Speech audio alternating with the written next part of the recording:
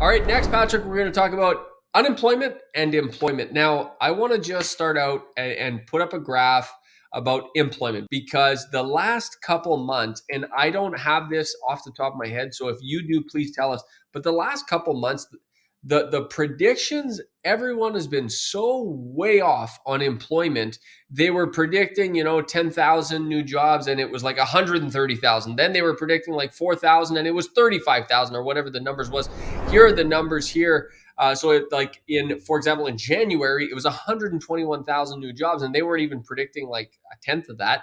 And then it was almost 30, over 31,000 new jobs in February. And then in March, now we've had just under 19,000 new jobs. I don't know what the prediction was, Patrick, but I'm curious to see if they were closer than they have been in the last two rounds. My memory serves me; they were off by 3x. So they were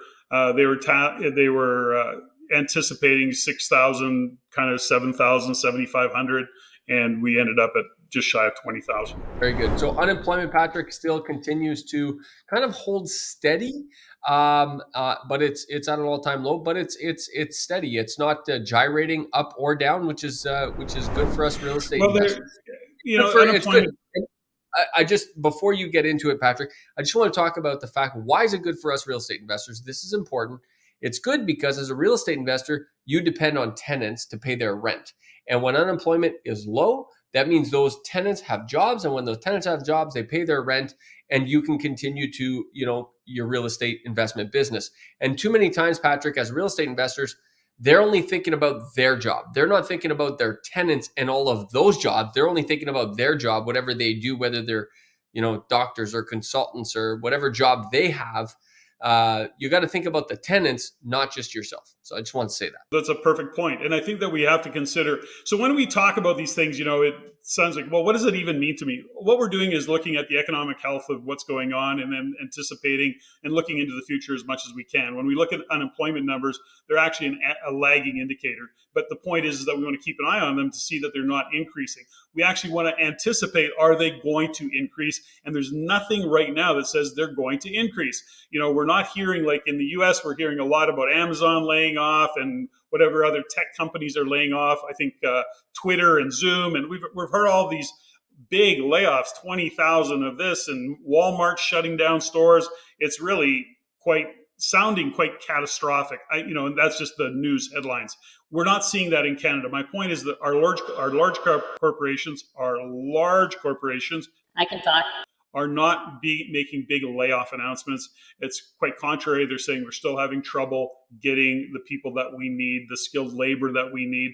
I think there's some things we got to pay attention to, which is in the world of construction. We know that contractors and builders on the big condo units are touching the brake.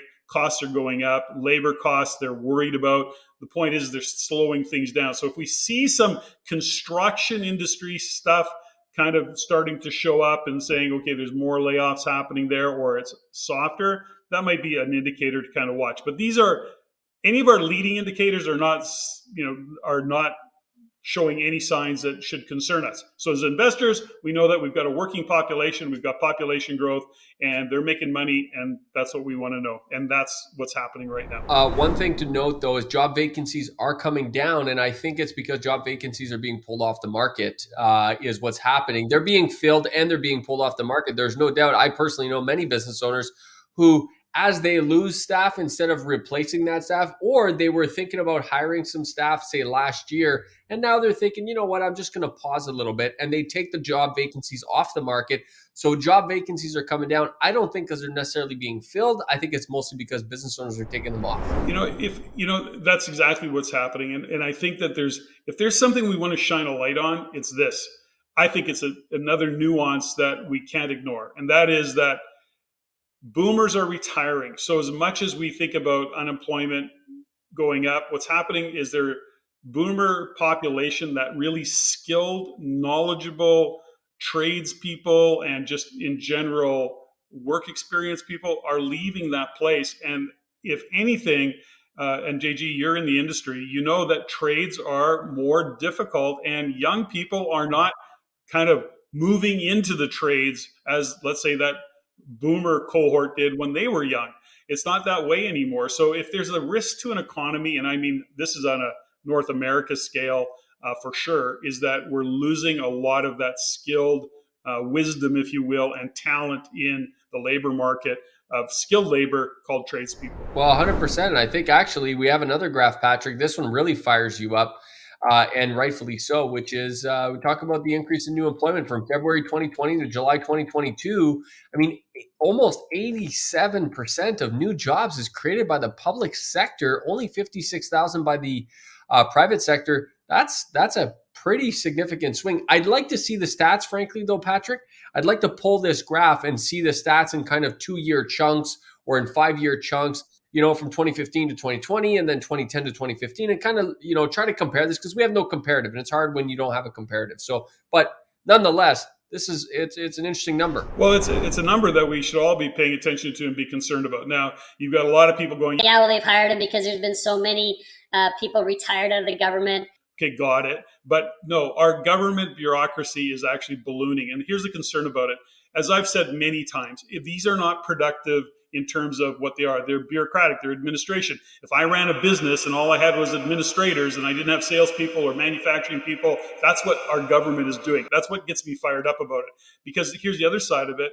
The bureaucracy is what cogs the wheels of productivity. It is why we run into the problems that we run into. And this is not this is one of the biggest complaints this country has around housing, is that trying to get property zoned, trying to get property zoning approval, trying to get building permits is caught in the cogs of the bureaucracy. So when we see this kind of growth in the public sector, I'm not saying none of it or a lot of it is unwarranted. My observation is that it is. That's just me. I'm a capitalist in that regard. So I look at productivity, and this is something that we're paying for. This goes back to the taxflation part of it. And I'm going to share this. I don't know if this is the right time to share it, but I will share this. And I did share it with you, JG, which is in Chicago. You got to hear this. In Chicago, 80% of their municipal taxes, and they're not even the top city, by the way. They're like 15 on the list. But this was the article that showed up. 80% of their municipal city taxes go to pay their public sector pensions. Why? Because the public sector pensions are being squandered and are losing value, and people want their money because they're exiting. So this is where these things can go, and this is a future concern that I think we have to look at as a country overall. What does it mean to us as real estate investors?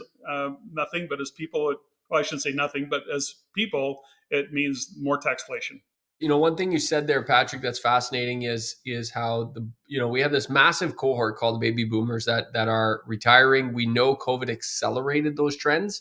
And by the way, just so everybody knows, that's one of the reasons the unemployment rate is so low. Look at the unemployment rate in the US, Patrick, 3.5%. I mean, that is crazy.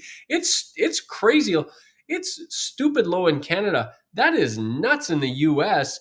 And a big part of what's driving that is how they measure unemployment. When people are not out there looking for work, that all factors in. If you're not out there looking for work, you're not even counted in the unemployment rate, right? Which is fascinating. So people have to dig into how unemployment is actually calculated. That's a topic for another day. The point is you're absolutely right. Massive cohort exiting, which is impacting unemployment rate for sure. And I expect a low unemployment rate for a very, very long time until the robots come and the artificial intelligence. That's for another show, Patrick. That's for another show. The AI will replace you and I for sure. It already has. Oh my God. I hope it does. I'm tired of working this hard. I want AI to take over, put my feet up a little bit, And nobody appreciates us. Nobody appreciates us. If you like what you learned here, go to the description below and subscribe for our free Insiders newsletter, where you can also stay up to date for our upcoming events and our courses. If you want to see more stuff like this, click here. If you want to see the entire show, click there.